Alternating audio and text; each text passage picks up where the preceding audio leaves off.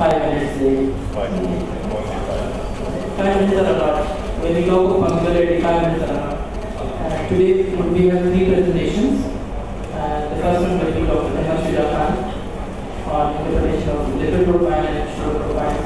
Second will be by Dr. Ahmed. Third, I will be presenting on HBA. And before I invite our first speaker, there is good news to share with all of you. So, although Dr. Shuja asked me not to present, but I think it's not only his evidence. There's some rules. Please switch off your mobile phones.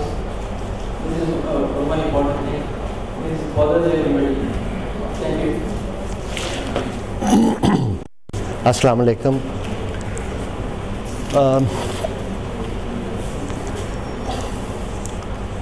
Interpretation of results. That's what was the topic which I was supposed to talk today. But I felt probably I should rephrase a little bit and just mention monitoring a patient with diabetes and dyslipidemia. The reason for this transformation of your printed topic, I'll be talking to you a little later on. Now, I thought I'll start on with one important point, and that is, let's make it clear once and for all, diabetes is a lifelong disease. A person is able to lead a normal life, as normal as possible, with some restrictions. So I don't really see the role of a doctor to be like this. We have to be walking with the patient rather than simply interpreting the result. And that is why I thought probably monitoring is a better word to start on with this talk. The first thing which I thought I remind everybody is, when we are saying somebody is a diabetic, it's a line that we are going to draw between that particular person and a normal person. Now, in order to have a very clear line and demarcation, we must ask ourselves, whom should we say is a diabetic? Now, as I'm going to define and move a little bit further, there are many different schools who have got different definitions.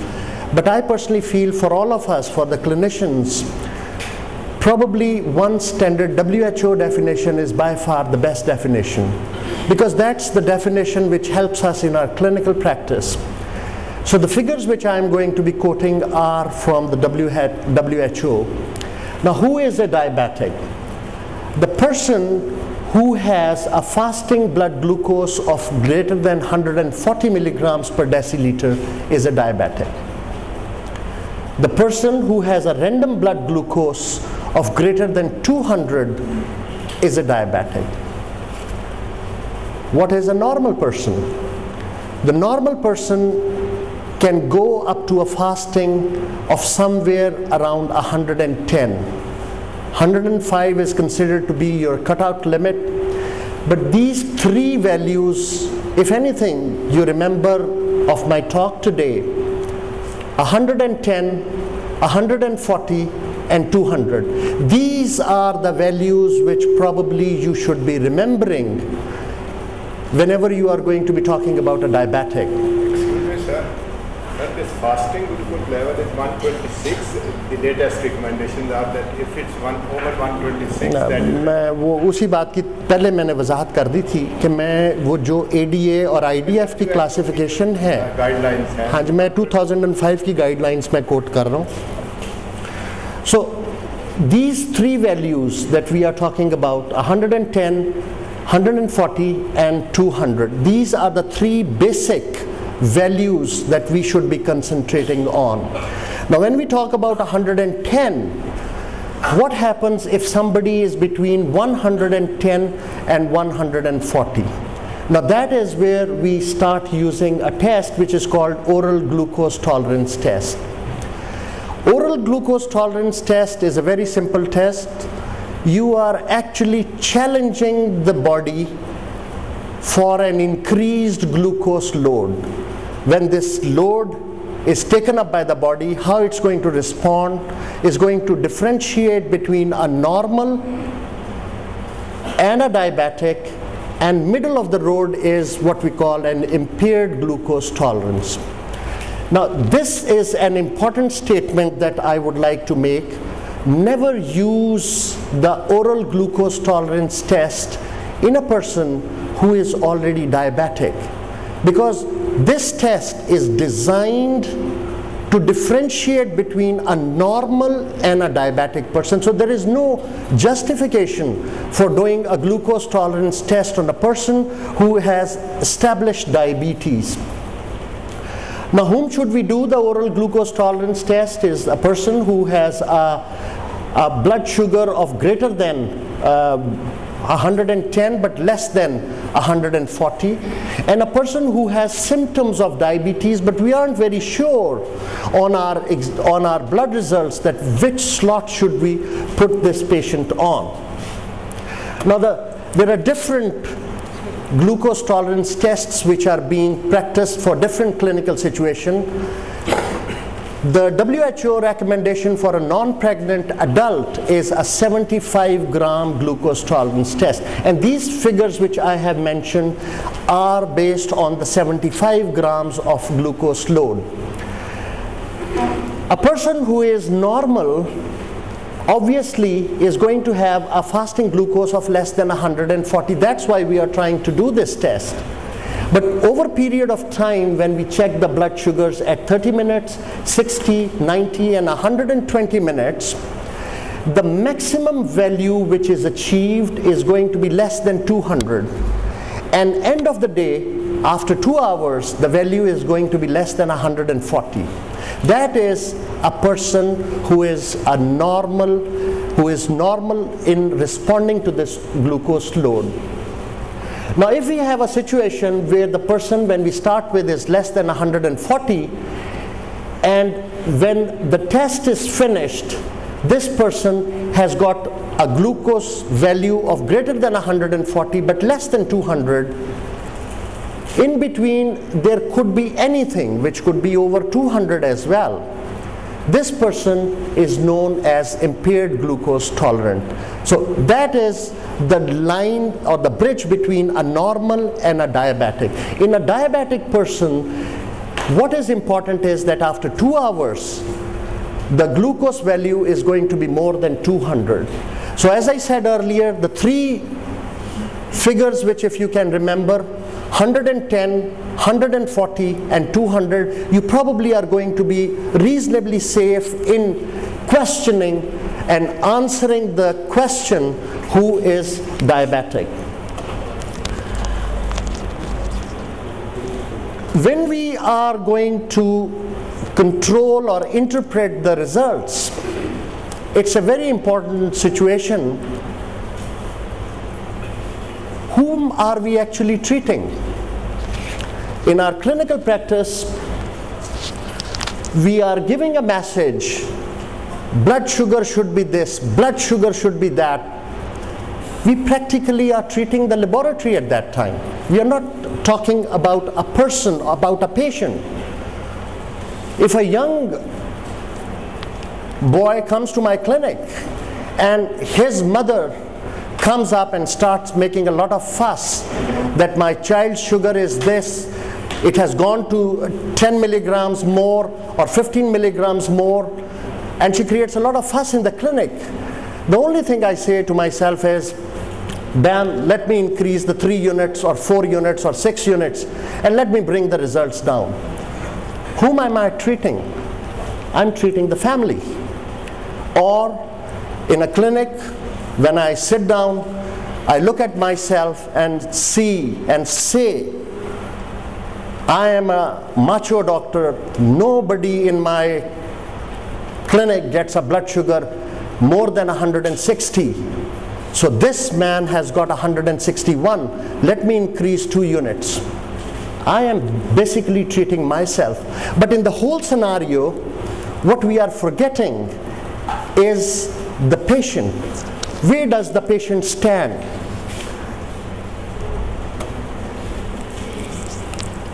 When we talk about the glucose testing, the natural question that comes up is, why on earth we are making so much fuss about glucose levels? After all, sugar is sugar.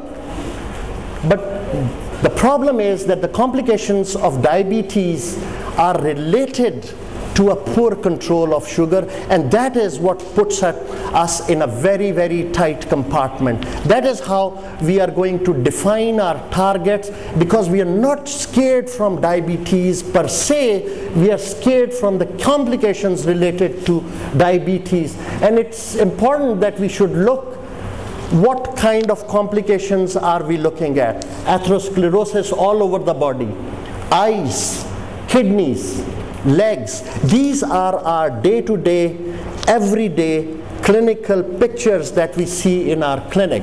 Now, thanks to this trial, Diabetes Control and Complication Trial, which has for the first time given us an objective that if we control the blood sugars within a limit, we can delay the complications occurring in an individual who has diabetes.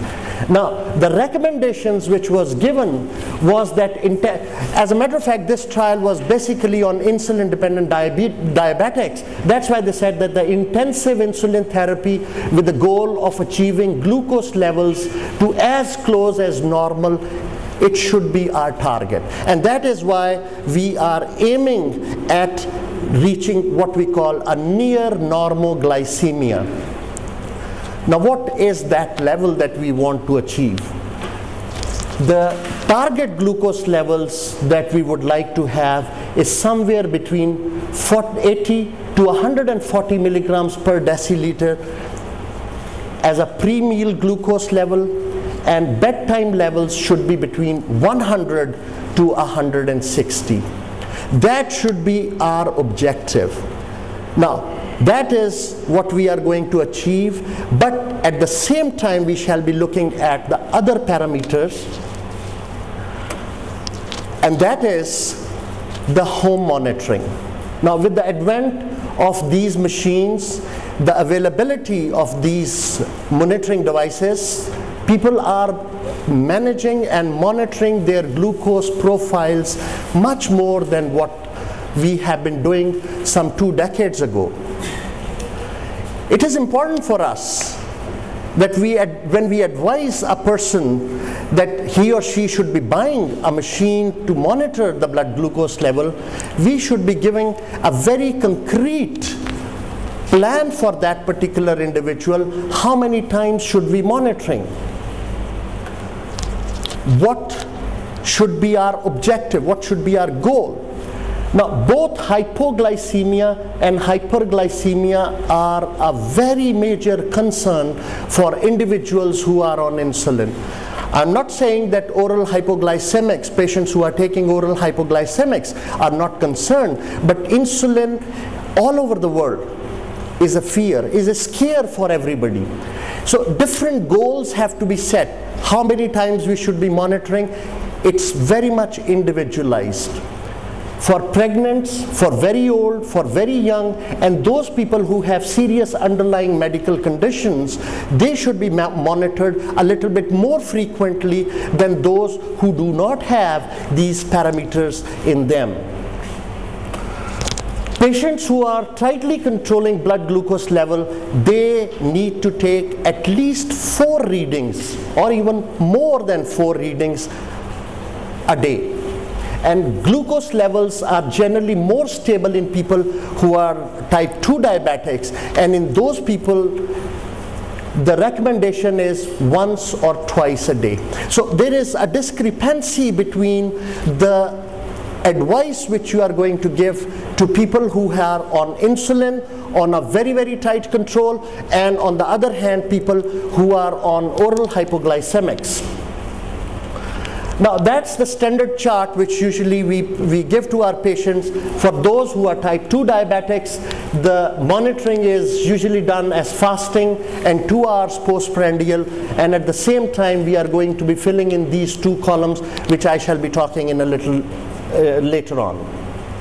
For type 1 diabetic, it is fasting 2 hours after breakfast, and we have to have a value after the evening dose of insulin to prevent the midnight or early morning hypoglycemia which these people can have. So 2 hours postprandial after dinner can be a good guide for a person to see whether or not the person is going to have an early morning hypoglycemia, which is a very common problem in people who are on insulin.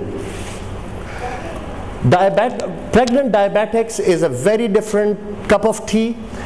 Here we are going to be monitoring even more frequently because the range of control is very, very narrow. So in those individuals we shall be monitoring before and after each meal. That is fasting 2 hours postprandial, pre-lunch, 2 hours after lunch, pre-dinner, and 2 hours after dinner.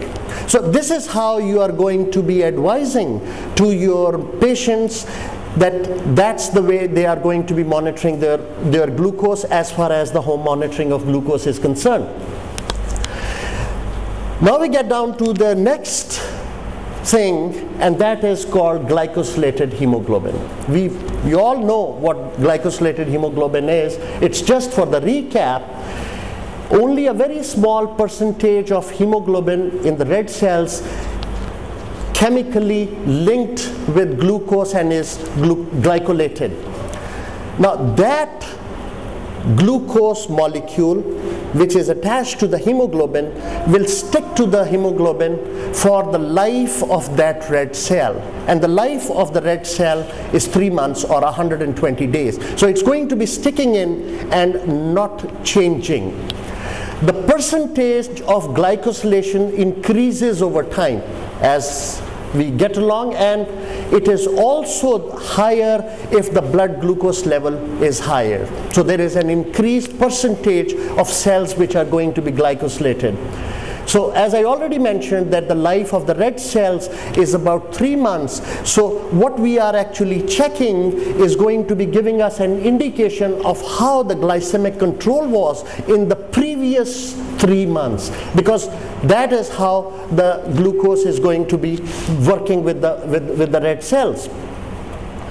The diabetics whose blood glucose has been too high have a higher percentage of glycosylated hemoglobin. I think this point doesn't really need any explanation. It's self-explanatory. But what is important is that glycosylated hemoglobin normal value is 5 or less than 5. It all depends upon the technique which they are using to measure this glycosylated hemoglobin.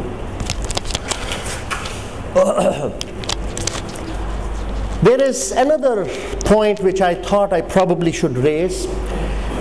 Glycosylated hemoglobin is not the test to diagnose diabetes.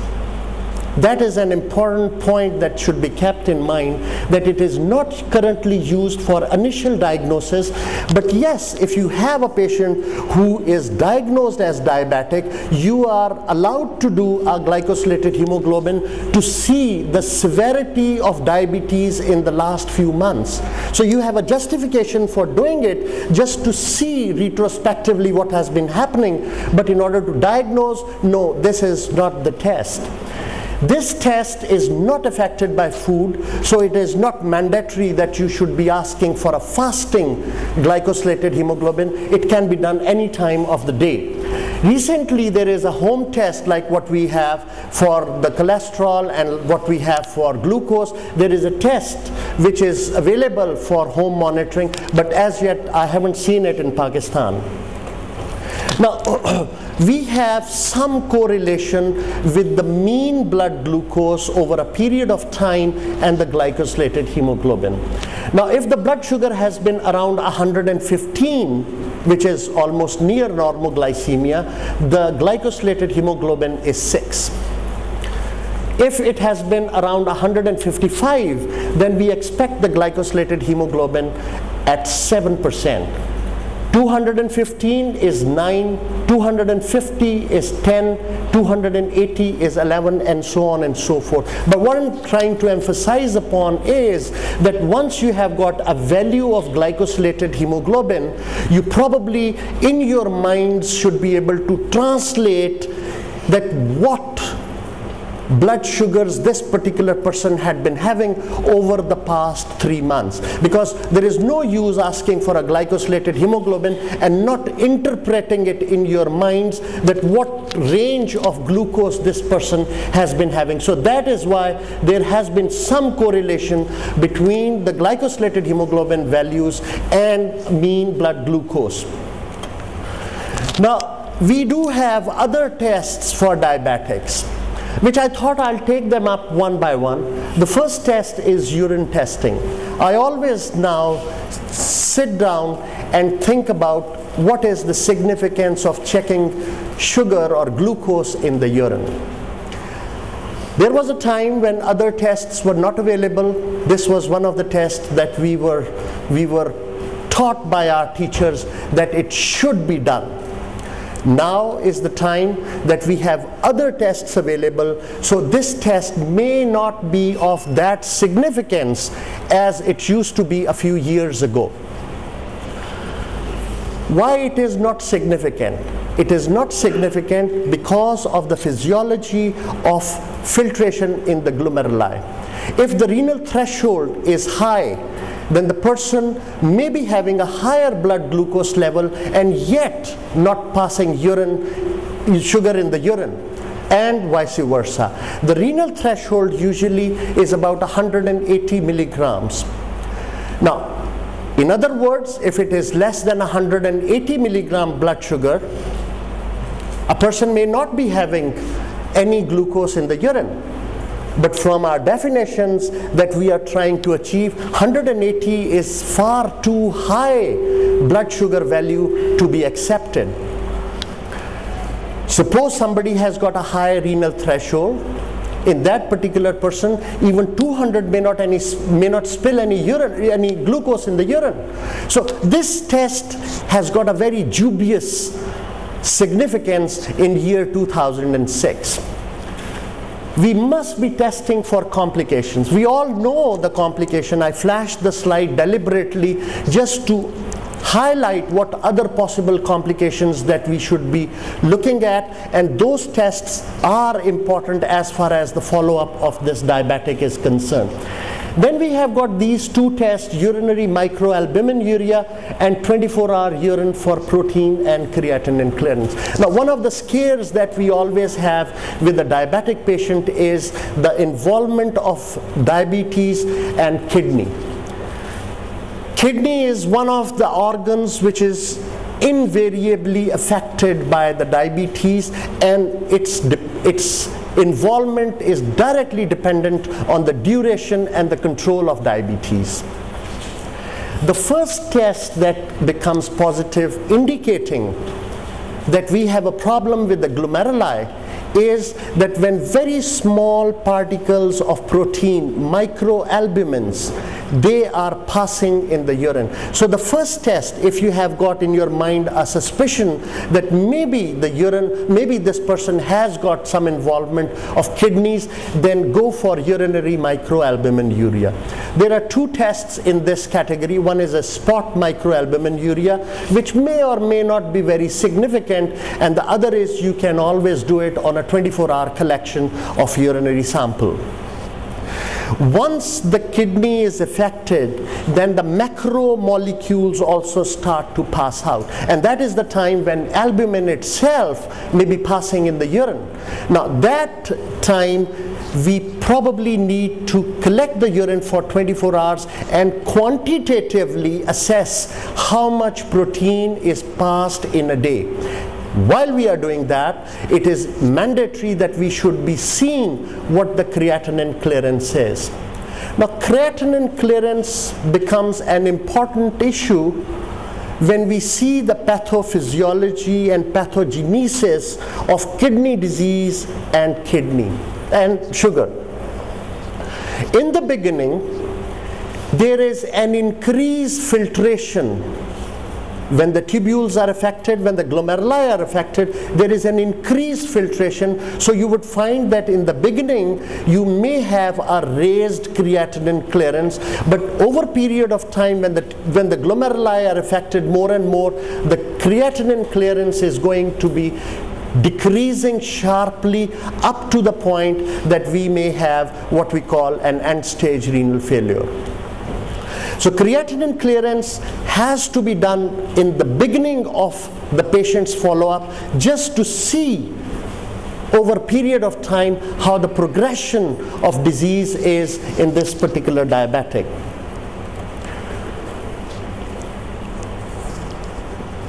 I think it is important for us to stop for a moment and think at the end of the lecture. I think it is fair to say that the life of a diabetic should be more than sugar up and sugar down.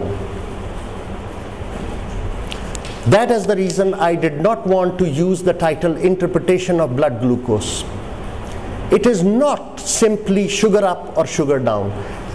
Patient is more than that. We often come and we say we would like to have a lifestyle modification. What is a lifestyle modification? I'm an old man. If somebody comes up and tells me, look, Dr. Shuja, you have to run for 20 kilometers every day. This is your lifestyle modification. I'll listen, and probably outside the clinic I'll start laughing. I cannot do it. I simply cannot do it. This is an important thing to understand. What is a lifestyle modification? How important are the diet sheets which are given in the diabetic clinic? I have a very strong opinion about them. They are not worth the paper they are written on. You tell me, eat choker ki roti in the morning. मैंने आज तक चोकर की रोटी देखी नहीं, मुझे मैं क्या बताऊंगा? हम में से कितनों ने देखी, कितनों ने खाई? Patients भी हमारे जैसे ही हैं. So those diet sheets which are given in the diabetic clinic, we have to stop and think about it. Are we helpless to help the diabetic patient to regulate their meal plans? कि जी इंसान बड़ा कमज़ोर है, ख्वाहिशात और नफ्स पे काबू करना मुश्किल है. Are we helpless about it? Or we ourselves don't know about it? I think these are important questions when we are trying to interpret the follow-up results of a diabetic patient. What is important is to understand the basic philosophy. It is calories in and calories out. All what we are supposed to do is to balance it. That is the basic meal plan that we have to tell, and that is the lifestyle modification that we have to tell. I get up in the morning, I take a boiled egg, I don't take 2 slices of breads, I simply take 1 slice. I am using somewhere around 150 calories, 160 calories at this time, or even more than that. I come to my office, a friend comes, brings a cup of ice cream, a Pepsi Cola, and a small packet of crisps. I'm talking about 780 calories somewhere here. I'm only allowed 1200 calories. These are the things that are very common for us in our day-to-day life. This is what is going to change your blood glucose interpretation. When we look at the blood glucose results, we must look back and see and say to ourselves, what is the justification of interpreting this result? I come to my office at 9 o'clock. I work until about 4 o'clock. I'm doing a very busy schedule today.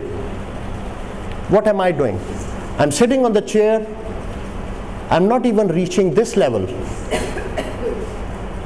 I'm using somewhere between 2 to 3 calories a minute.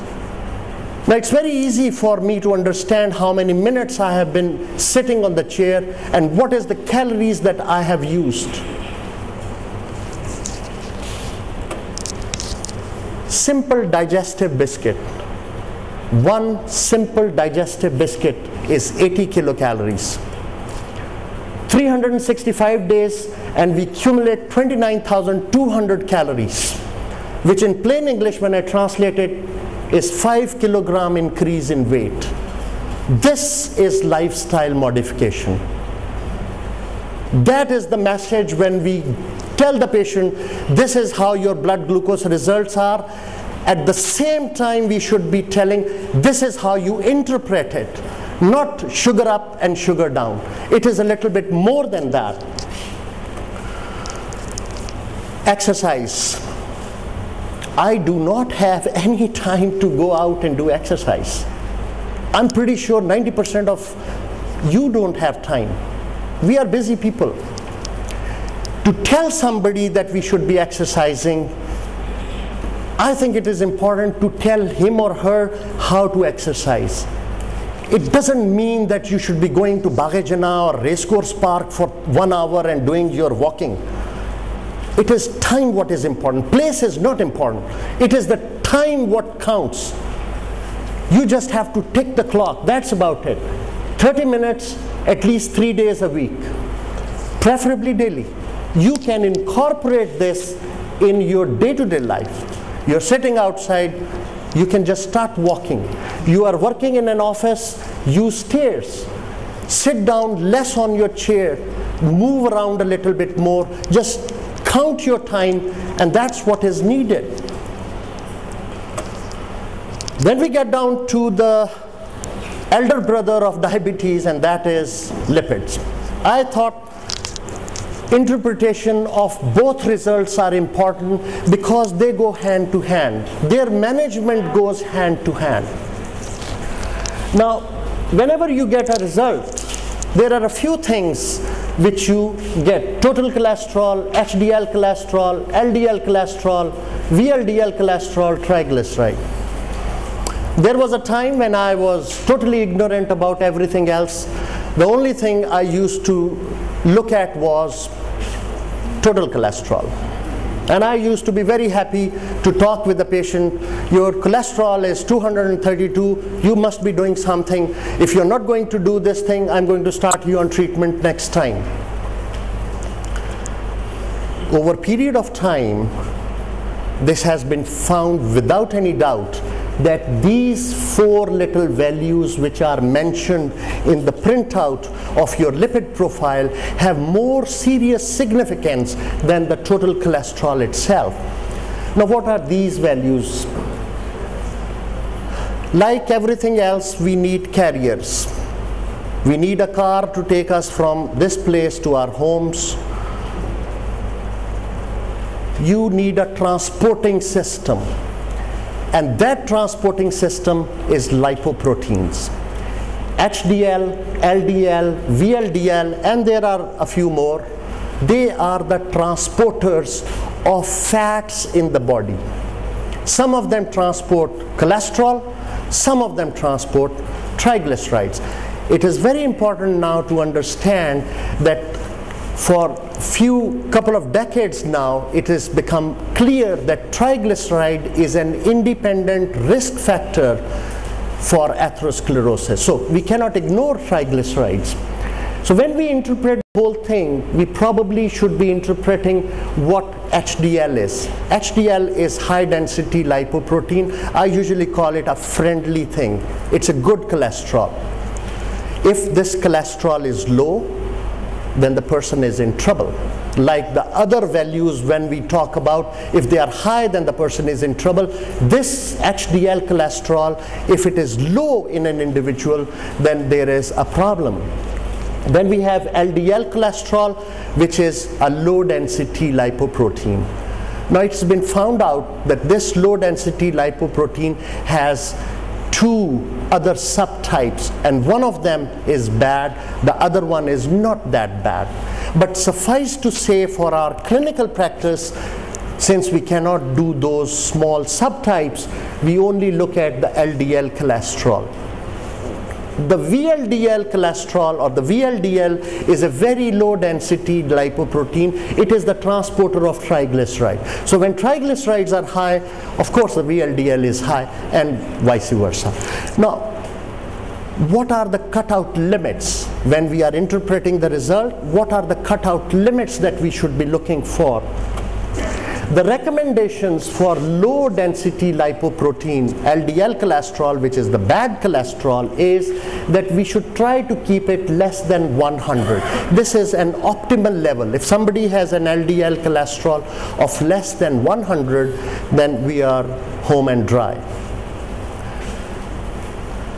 Whenever we are requesting the lipid profile, it is important that we should be giving very clear instructions to the patient about the hours that he or she should be fasting.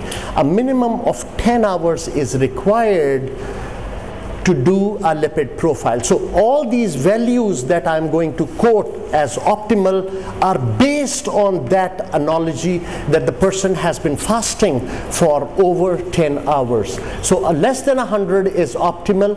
Between 100 to 129 is near optimal or above optimal. We have a cutout limit of 130. Our last recommendations about 5 years ago, 130 was considered to be optimal, but now in the recent recommendations, we have a value of 100. So between 100 and 129 becomes a questionable terrain. Between 130 to 159, again last recommendations it was 160, but now it has squeezed down to a little bit lower level. So 130 to 159, we call it a borderline values. Above 160, we definitely call that the LDL cholesterol is raised. And above 190, it is very high and the person has an imminent problem at hand. The total cholesterol, less than 200 is desirable. Between 200 and 239 is a borderline high, and greater than 240 definitely is a high value for cholesterol. High density lipoprotein, which is a good cholesterol, less than 40 is low. So if somebody is having a less than 40 milligrams per deciliter, that person actually loses the immunity from ischemic heart disease, which a higher value is going to provide to that individual. And if that value is above 60, then this value is high, although the significance of high HDL is questionable. Now before I finish my talk, I thought I'll finish with just asking a few questions. What should we do for achieving the target values? I have given you the target values. That's how you interpret the result of lipid profile, that it should not be more than a certain limit. But if we find that the person has got a problem, what should we do to achieve the target? When should we start the drugs? When should we stop those drugs? That is one of the things which I want you to take home today. Interpretation of these two results is not very simple. Interpretation of a diabetic result and a lipid profile is a commitment. The question that we should be asking ourselves, what is the risk-benefit ratio? For both results, we have to ask ourselves, what kind of benefits will we be achieving when we interpret the results? I think with this, I thank you very much.